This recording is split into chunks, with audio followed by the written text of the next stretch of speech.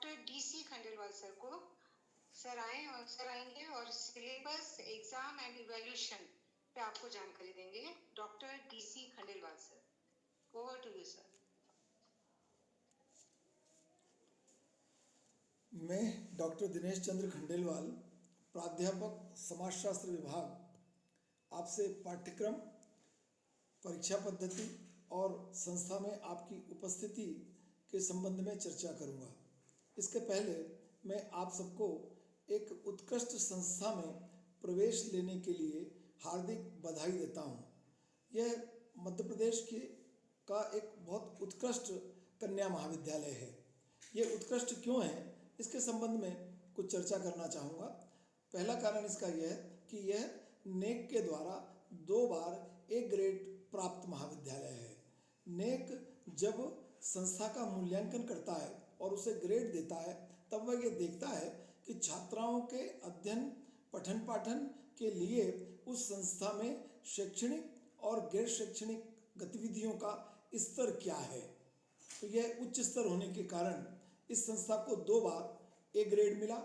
दूसरा कारण इसका यह है कि इस संस्था में बहुत उच्च शैक्षणिक योग्यता वाले प्राध्यापक पदस्थ हैं, जो आपकी प्रतिभा को निखारने के लिए कार्यरत हैं, लगातार कठिन परिश्रम करते हैं और वह आपको भी अध्ययन, अध्यापन और शोध के लिए प्रेरित करते हैं। अगला कारण है कि इस संस्था का परीक्षा परिणाम लगातार बहुत अच्छा रहता है। यह आपके लिए प्रेरक है और आपको भी इस बात का प्रयास करना है कि आप अपने पठन और पाठन के माध्यम से अच्छा परीक्षा परिणाम लेकर आएं। इस महाविद्यालय की छात्राएं विश्वविद्यालय की प्रवीण सूचियों में हमेशा हर फैकल्टी में, हर संकाय में, हर कक्षा में रहती हैं।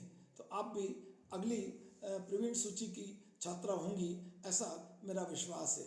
इस संस्था में उच्च स्तरीय खेलकूद सुविधाएं उपलब्ध हैं और इस संस्था की छात्राएं जिला स्तर पर, विश्वविद्यालय स्तर पर, प्रदेश और राष्ट्रीय स्तर पर खेलकूद गतिविधियों में संस्था का प्रतिनिधित्व करती हैं। संस्था में NCC और NSS के साथ ही रेड क्रॉस की इकाई भी संचालित है, जो छात्राओं के व्यक्तित्व के विकास के साथ साथ उन्हें अपने सामाजिक दायित्वों का बोध कराती हैं। संस्थान में शिक्षा के साथ साथ छात्राओं को व्यावसायिक गतिविधियों के लिए तैयार कराया जाता है, उन्हें प्रेरित किया जाता है, प्रशिक्षित किया जाता है। वह इस संस्था से जाने के बाद आर्थिक गतिविधियों में भाग ले सकें, इसके लिए उन्हें योग्यताओं में वृद्धि के लिए बहुत सारे प्रशिक्षण दिए जाते हैं और ये सब विवेकानंद कैरियर मार्गदर्शन योजना एवं अन्य विभागीय कार्यक्रमों के द्वारा किया जाता है। संस्था में एक उन्नत और वैज्ञानिक ढंग से संचालित ई-ग्रंथालय है, जहां आपको केवल विषय की पुस्तकें नहीं, विषय के अतिरिक्त अन्य विषयों की, साहित्य की, आपके लिए प्रेरणादायक पुस्तकें और सामान्य ज्ञान से संबंधित पुस्तकों का एक बहुत बड़ा भंडार उपलब्ध है। आप ग्रंथालय का लाभ लीजिए। आप सभी से आग्रह है कि आप पठन और पाठन के साथ संस्था में उपलब्ध गैर शैक्षणिक गतिविधियों में शामिल होकर अपने व्यक्तित्व का समग्र विकास करें। अब मैं आपसे पाठ्यक्रम के बारे में चर्चा करूंगा। शासन द्वारा इस संस्था में जो पाठ्यक्रम संचालित हैं वह 2 प्रकार के हैं। एक है शासन स्तर पर और दूसरा सुवित्तीय। दोनों ही तरह के जो कोर्स संचालित हैं, उनका पाठ्यक्रम शासन द्वारा, विश्वविद्यालय द्वारा निर्धारित और स्वीकृत है और इसी पाठ्यक्रम के आधार पर आपको अध्यापन कराया जाता है। स्नातक स्तर पर लगभग सभी मुख्य विषयों का पाठ्यक्रम 2 भागों में विभाजित है, प्रथम प्रश्न पत्र और द्वितीय प्रश्न पत्र। इसके अतिरिक्त स्नातक स्तर पर छात्राओं को आधार पाठ्यक्रम के अंतर्गत हिंदी भाषा, अंग्रेजी भाषा और एक अन्य विषय का अध्ययन करना पड़ता है और ये पूरी प्रक्रिया 3 वर्ष तक चलती है। स्नातकोत्तर स्तर पर आपके द्वारा चयनित मुख्य विषय के विश्वविद्यालय द्वारा निर्धारित प्रश्न पत्रों का अध्यापन कराया जाता है और उसका पाठ्यक्रम भी विश्वविद्यालय द्वारा निश्चित है, निर्धारित है। आपके द्वारा चयनित संकाय एवं कक्षा के प्रत्येक विषय के पाठ्यक्रम की जानकारी शासन की वेबसाइट पर, विश्वविद्यालय की वेबसाइट पर उपलब्ध है। आप ये वहाँ से ले सकते हैं। आप अपने प्राध्यापक से भी इस विषय में जानकारी ले सकते हैं। पाठ्यक्रम को जानना आपके लिए बहुत आवश्यक है। बगैर पाठ्यक्रम को जाने यह संभव नहीं है कि आप अपना अध्ययन उन सीमा रेखाओं के बीच में कर सकें जिन सीमा रेखाओं के बीच में ही आपको जानना है। जानने के लिए बहुत कुछ है, आपका जीवन भी बहुत बड़ा है, परंतु अभी आपको कितना जानना है यह निर्धारित है और उसी कितने जानने के आधार पर आपकी परीक्षा होने वाली है, वार्षिक या सेमेस्टर जैसी भी परीक्षा होगी। क्योंकि स्नातक स्तर पर हमारे यहाँ वार्षिक परीक्षा पद्धति लागू है और स्नातकोत्तर स्तर पर सेमेस्टर सिस्टम लागू है। तो इन दोनों के माध्यम से जो आपकी परीक्षा ली जाएगी उसका पाठ्यक्रम आपको जानना चाहिए। ये क्यों आवश्यक है? यह इसलिए आवश्यक है कि आप परीक्षा में अधिकतम अंक ला सकें, आपके व्यक्तित्व का सर्वोत्तम विकास हो सके।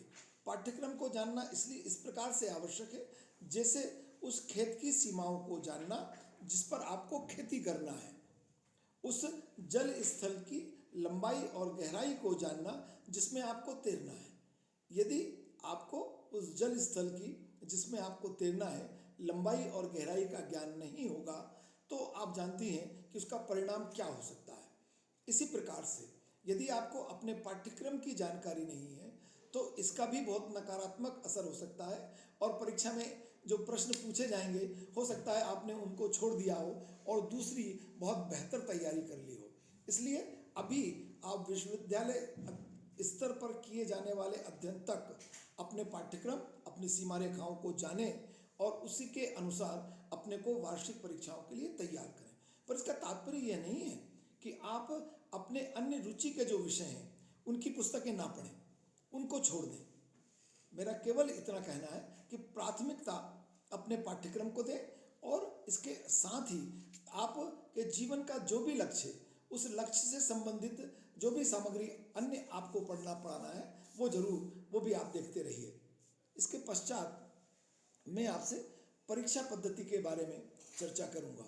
अब जो स्नातक स्तर पर छात्राओं ने प्रवेश लिया है वो हायर सेकेंडरी स्तर की परीक्षा पास करके इस संस्था में आई हैं। तो हायर सेकेंडरी स्तर की परीक्षा और विश्वविद्यालय स्तर की परीक्षा पद्धति में दोनों में एक बड़ा गहरा अंतर पाया जाता है। इसलिए आपको अपने आप को अब विश्वविद्यालय स्तर पर होने वाली परीक्षा के हिसाब से तैयार करना है। इसके पहले मैंने आपको बताया था कि हमारे यहाँ स्नातक स्तर पर वार्षिक परीक्षा पद्धति और स्नातकोत्तर स्तर पर सेमेस्टर परीक्षा पद्धति लागू है। तो जो वार्षिक परीक्षा पद्धति है उसमें आपकी परीक्षा वर्ष भर में एक बार और जो सेमेस्टर परीक्षा पद्धति है उसमें आपकी परीक्षा वर्ष भर में 2 बार सेमेस्टर की होना है, सेमेस्टर प्रथम और सेमेस्टर द्वितीय। जो स्नातक स्तर पर परीक्षा की योजना है उस योजना में के 3 हिस्से हैं: सीसी प्रायोगिक परीक्षा और प्रथम एवं द्वितीय प्रश्न पत्र की लिखित परीक्षा। सीसी का तात्पर्य है आपका आंतरिक मूल्यांकन। इस आपके आंतरिक मूल्यांकन की अनेक विधाएं हैं, जिन विधाओं में ये देखा जाता है कि आपको अभी तक जो पढ़ाया गया है वो उसमें आपको कितना ज्ञान है और जो आपको ज्ञान है उसको आप कैसे अभिव्यक्त कर सकती हैं। इस सीसी की प्रक्रिया में यह भी होता है कि आपको घर से उत्तर लाने के लिए, लिखकर लाने के लिए प्रश्न दे दिए जाते हैं। अब प्रश्न आता है कि आप उनके जवाब कैसे लिखें। ढेर सारी छात्राएं ये अनुभव में आया है कि वो अपने पास उपलब्ध पुस्तक को खोलती हैं और बगैर कोई विचार किए उसकी नकल करना प्रारंभ करती हैं और वो नकल को लाकर जमा कर देती हैं। ऐसा नहीं कीजिए।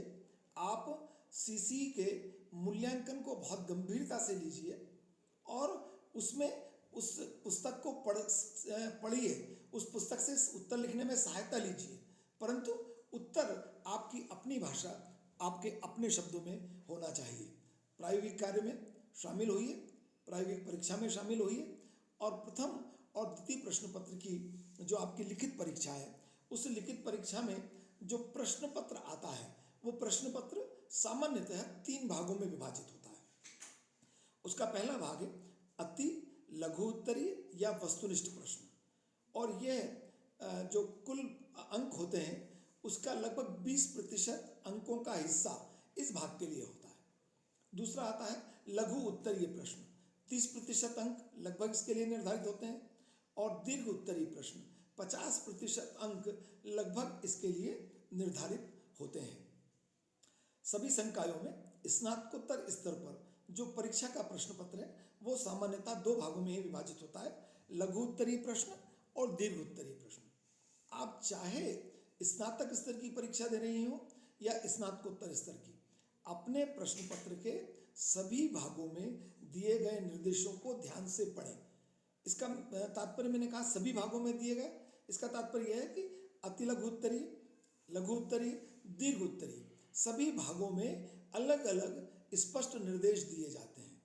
उन निर्देशों को पढ़िए और उन निर्देशों के अनुसार अपने प्रश्न पत्र में का जवाब अपनी उत्तर पुस्तिका में लिखिए।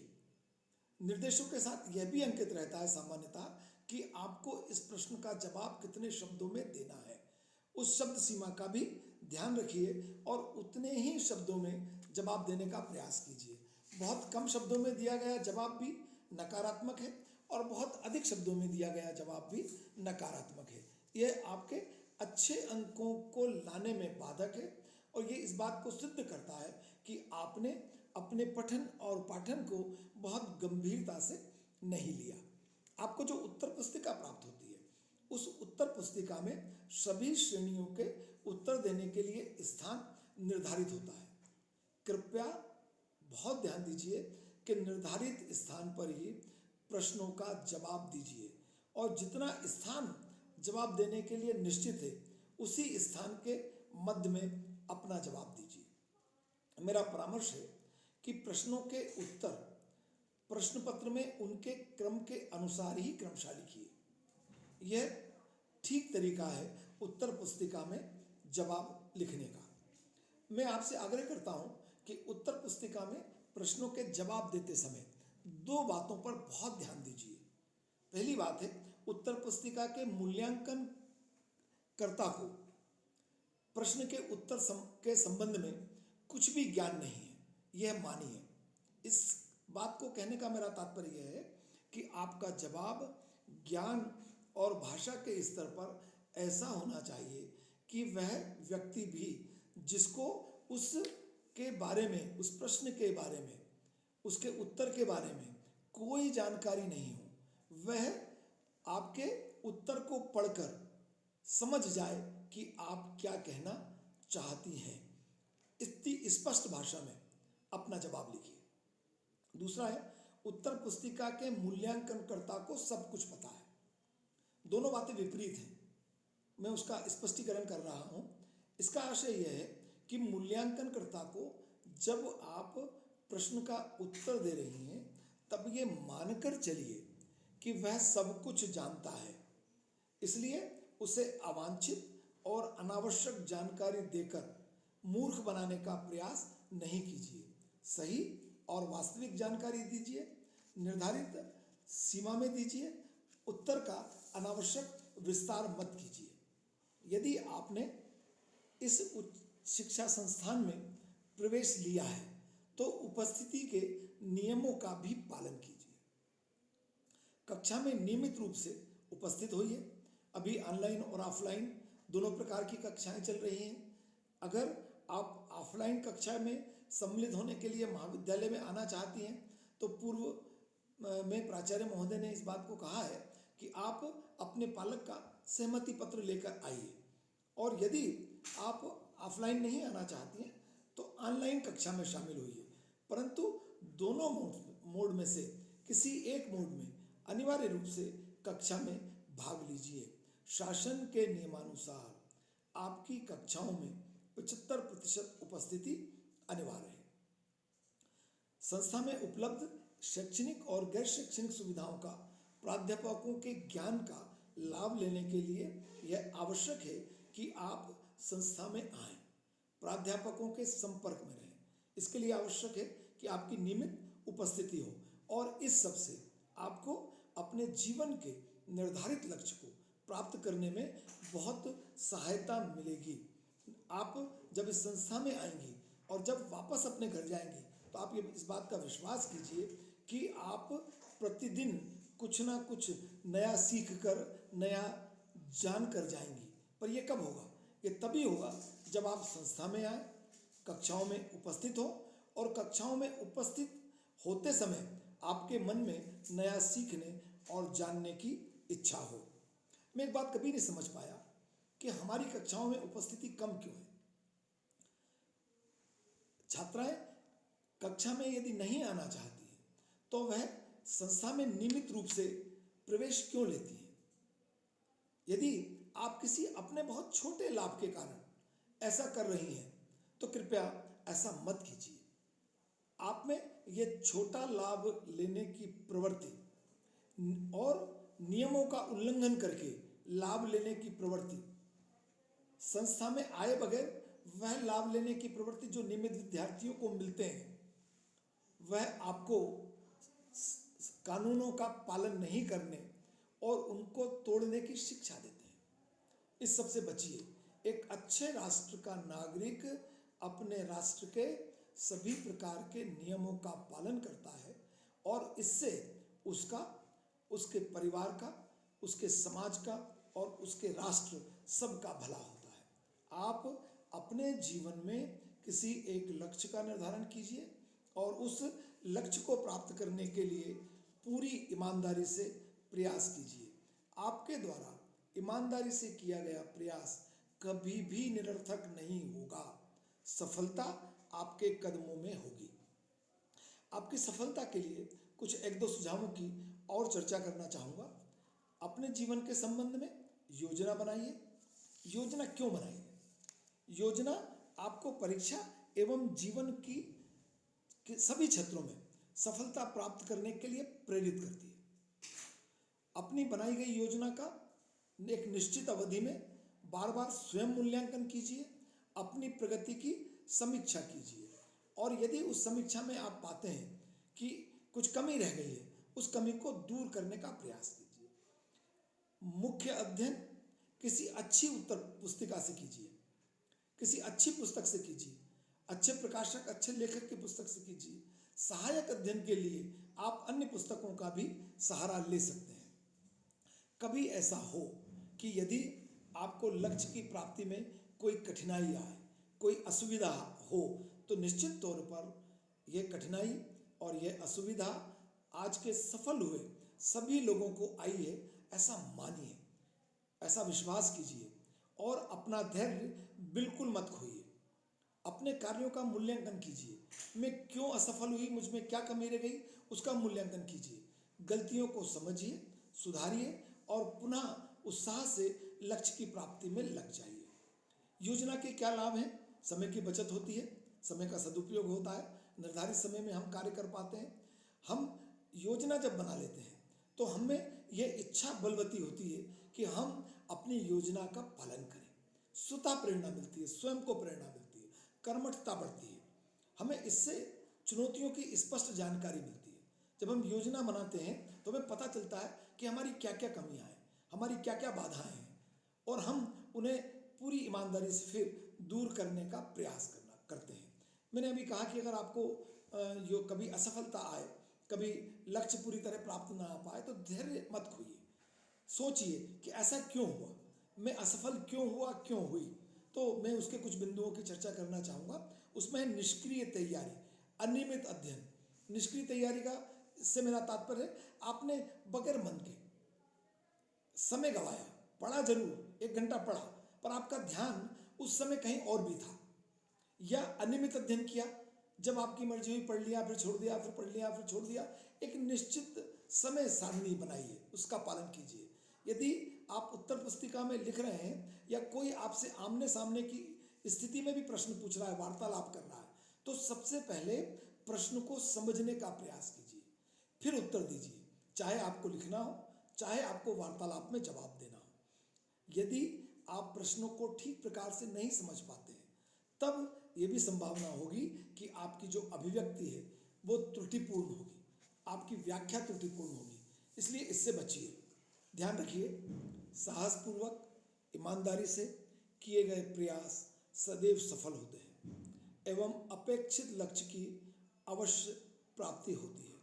मैं आपको आपके जीवन के लक्ष्य को प्राप्त करने के लिए अपनी ओर से, संस्था की ओर से बहुत शुभकामनाएं देता हूं। आपने मुझे धैर्यपूर्वक सुना, मैं आपका हार्दिक आभार व्यक्त करता हूं। पुनः आपके उज्जवल भविष्य के लिए शुभकामनाएं करता हूं। धन्यवाद।